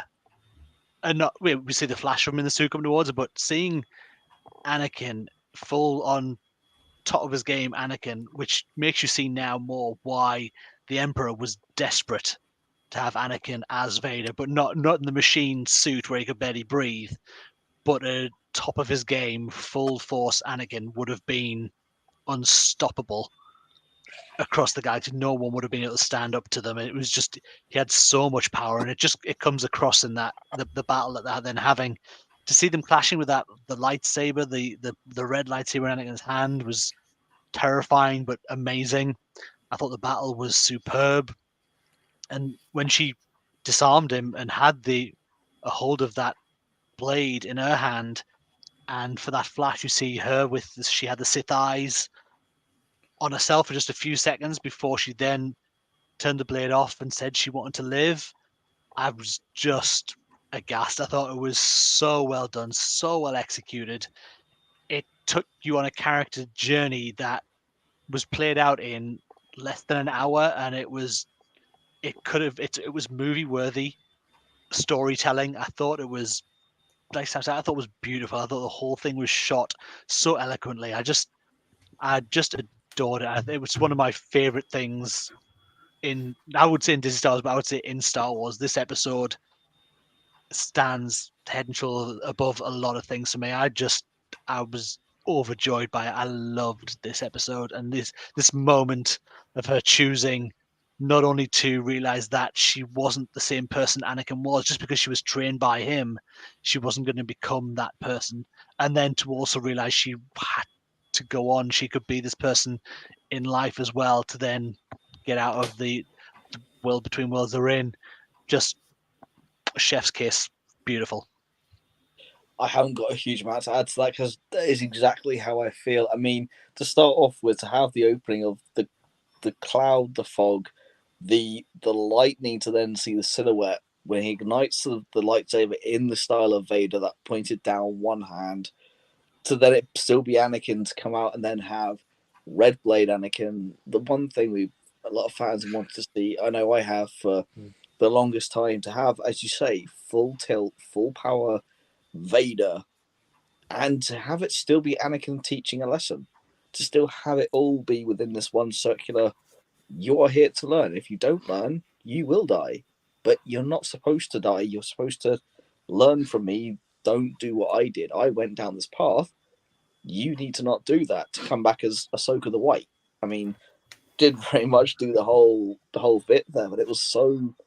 It's like poetry at rhymes when it comes to Star Wars. We know this, and this was poetry at its finest. And yeah, this was what, for me, I agree. This is head and shoulders above so much else. This is one of the greatest bits of Star Wars that will ever exist for me. It was perfect. And you had Hayden playing Anakin and Vader at the same time. That it was like it was 20 years ago. It was perfect. Absolutely perfect. I mean, you brought up Gandalf, which I've been waiting for someone to do, because have you all seen the photos before? Like, Filoni used to do sketches of Ahsoka with Gandalf the Grey. Oh, so it literally couldn't be any more, not obvious, but, you know, you're going to go... I mean, this, I might not be the biggest Lord of the Rings fan, but I certainly have always respected it. But even though, you know, you're now Gandalf the White, you're going to go back and do, you know, job's not done yet, go back. And, you know, what is her job? What is her purpose? We're going to find that out soon, because there's a bit more than just Sabine. And kind of segueing away from the World Between Worlds, we'll talk about the ending. Space whales. How the whale looked better in Ahsoka than it did on the actual Pinocchio live-action film Disney did, I do not know. But I loved this sequence. And only because... Not that it's so ridiculous, because that's true, but it's Star Wars, it's not real, so it's fine. I like the idea that, you know, we're going to Thrawn now. And he's opened his mouth just wide enough for them to get a hyperspace transition, because, you know, even the whale thinks you guys are going to like what we're going to do here. But whales aside, we've not mentioned the big blue man yet. Grand Admiral Thrawn. Episode 5, he's still not returned. He will return at some point. I think I would bet everything we get him next week. How much of him, I don't know. But I kind of want to ask you all about the last 3 episodes. We're heading into the final third of the series now. Sabine, etc., are on ship 1 to the galaxy. Ahsoka not far behind in the whales. So what do you all think is going to happen if I just... before we get to final thoughts, just go on to that prediction, because I think, when I say what do you think what happens, I'm not going wild speculation, but I think we're going to actually be in this galaxy for the rest of the series. And I think, like, the final scenes of the series will be Thrawn's ship. Is it the Chimera they call it? I can't remember what the name is. I'm telling you, like, that's going to be like the final scene of the film, is that arriving, like, not on Earth, obviously, like, into the Star Wars galaxy that we know. But I'm just curious all your thoughts on the ending and how it sort of panned out for you all so far. Yeah, I guess I love Ahsoka's joy. I love that she's kind of more hopeful and more kind of, you know what, let's do something. It's really kind of like resonated with me with things that have been going on in my own life. I've felt that, you know, nothing's going to happen if you don't do something. If you don't be an active participant, you just watch and things go by, and it's like, well, I could have done something I didn't. And so for her to kind of be at this point where it's like, well, do you know what? I'm going to do something. I'm going to go, and we might not get to where exactly what we want to go, but it's a start. And so I love that she made that decision, that they got the Purgils and have gone off to find Sabine and Thrawn and Ezra, hopefully as well. In terms of predictions, I'm really uncertain because there is 3 episodes, and I do feel like, you know, kind of similar to Andor a little bit, we've got a season here where it can be split a little bit, probably not as easily as Andor, which has like very clear cut segments to me, but you do have the reintroduction of everyone in like the first 2-3 episodes. Then you get to this whole arc of episodes like 4 and 5, and then finally we get kind of the new galaxy, I guess. So I wonder, in terms of prediction, is Thrawn a power there? Does he have how many? You know, does he have a lot of forces behind him that went with him to that galaxy? Is Ezra directly involved, or is he away? Like, there's so many variables at this stage that I'm really uncertain about a prediction until, you know, maybe a bit later on, maybe after episode 6, but definitely by episode 7. But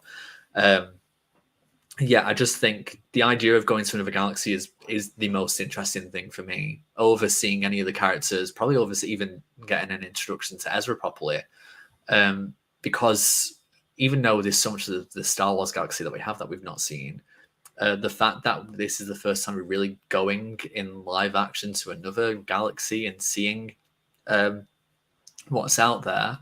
I mean, in my mind, I'm like, use on Vong or something. I feel like this is what I want. But Could be. I mean, they'll say. I think they should save that for the sequel films. But I mean, at this point, but in any case, it'll be good to see what other threats are out there. But yeah, I'm not too sure about what else at this point.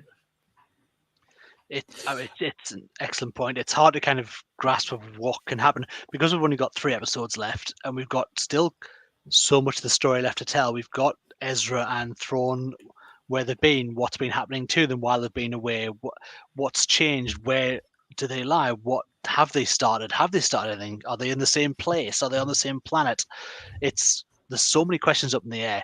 I just want to go back to what Sam said about Ahsoka as well. Ahsoka and Ahsoka the White, as we saw it, we can now see why we got the reshoot of the end of Rebels, why we got that new take on it in live action, to see her not in the white outfit at that point, but that she was now going to take that mantle. And it is lovely to see that she then had interactions with Jason when she got out of the war. She gave him a hug and she had smiles and she was talking to her Yang like, yeah, it's like, where the wheel's going to take us? Like, don't know. What? Like, yeah, I just thought it was excellent. Like, she just had this bit of like playfulness about her again, that she kind of just combined with the kid she was, and it all came back, and wonderful. Yeah, but predictions, yes, probably we'll see Thrawn at some point in next week's episode. Maybe will definitely happen by the end of episode 8. I have no idea when we're going to get him, but all I can say is that this has just left me really hopeful for next. Sometimes I really enjoy having a week-to-week wait for these things, but sometimes it's an absolute pain because I just more insert Ben Kenobi, Kylo Ren shouting. Yeah, I mean, that's the same thing. I want more, but at the same time, I know I shouldn't. Like, it's... yeah, it has to be done. I'm waiting with bated breath, but at the same time, enjoying the process. And yeah, the Ahsoka coming back as Ahsoka the White, this is what I felt she was more Ahsoka than before, she then has the smirk. She then has that playful side, but the more subtle, less serious side of being serious. As I said, she gives Jason a hug. She's there saying, I don't know, what will happen. But it's the same thing when she meets the Ghost Crew for the first time. It's a case of like, we'll see what we see, but done good. And yeah, predictions wise, there's not much I can say. I know we'll see Thrawn. And for the first time in a long time in Star Wars, I was like going, I have no idea what's going to happen. And I am bloody excited by that. I think that's good to have as well, because not that it can be predictable, but, you know, like when we did Andor, which was amazing, we know the ending because he's gonna die the day before episode 4, and it's like Kenobi, yeah, 3.5. We know how that ends too, and as you said, it's like like we know there's a sequel trilogy, but we don't know the context of the sequel trilogy. As in, this isn't directly. This is going to probably lead more to something else. Ultimately, we know that Thrawn can't win because there is an episode 7, but it's an unknown even in the concept of canon, Phil, which I'm sure you'd nod your head and agree with. But it's one of them where it's exciting. It's very exciting, and so it's just a reminder of how exciting it can be, how we can see the Clone Wars in live action, and just my kind of final thoughts on today. Wonderful. It was the highlight of my day until we had this call. 5 a.m. alarm. It shall return next Wednesday. For another one, but I'm going to rewatch this episode. I'm going to try and get some family to start watching it. Got 5 episodes to watch, but I can't wait to read it more, see some high-res gifs, see some high-res stuff, because Hayden Christensen has returned. Whether we see him again in this series, this season, I do not know. I'd be surprised if we did. I think we will see Hayden again in the next few years in his episode 3 look. And if I hope to see him at Comic-Con, I'll be getting a new photo with him 100%. He just needs to grow his hair longer, please, for sad old man's accuracy of his childhood hero. Not that really matters, but basically, everyone worked out Hayden was in Ahsoka because he grew his hair long last year. So he went to a Comic-Con with long hair. Everyone's like, he's going to be in Ahsoka. And then he gets cancelled his convention appearance after, which is even more of a sign of he's going to be in Ahsoka.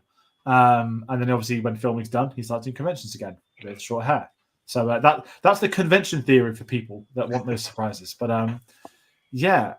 again, that's my final thoughts. Loved it. Can't say anything more. I don't know if anyone else has anything you want to add before we round out.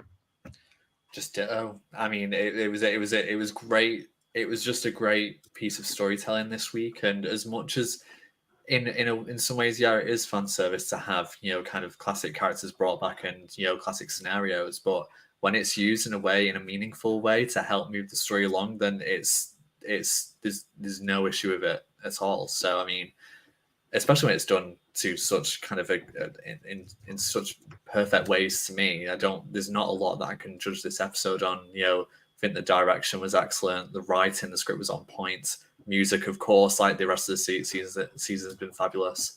And the acting, like, just so good. It's so good to see, these people, like, using this script and in these, excellent, like, locales and stuff. And it really just feels like a Star Wars story that I want to see, that I want to kind of participate in a little bit. So I loved it and can't wait to see how the story goes. Yeah, same, exactly same sentiments. 10 from me. I adored it. Can't wait to see it again.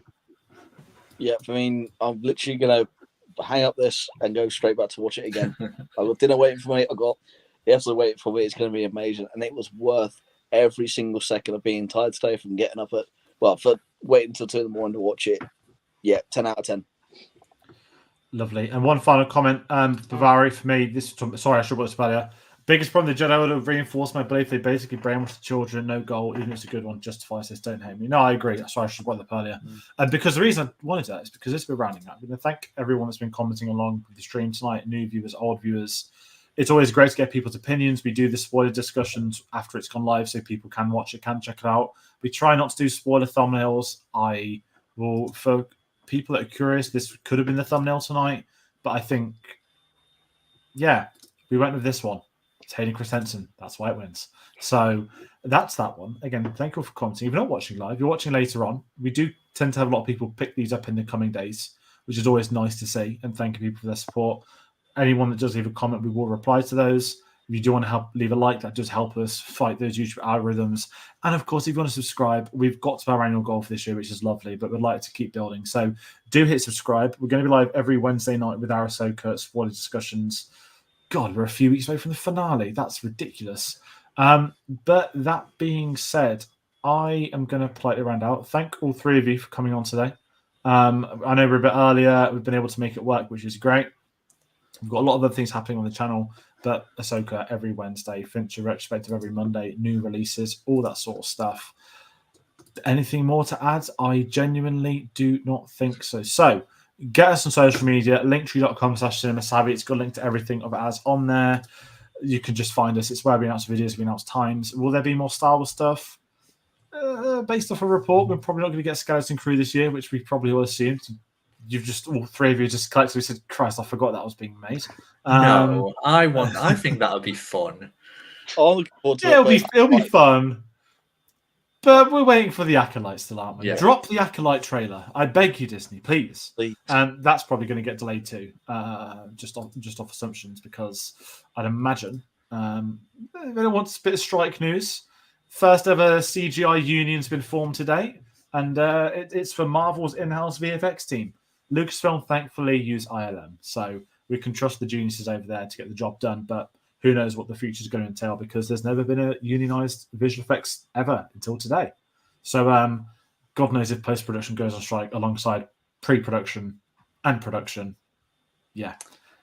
Big studios need to sort out. Ironic saying end of a Disney video, but that's the reality. But as I said, I'm rounding out now because I'm waffling. Thank you all for watching, and join us on the next one. Take care. See you later. Yeah.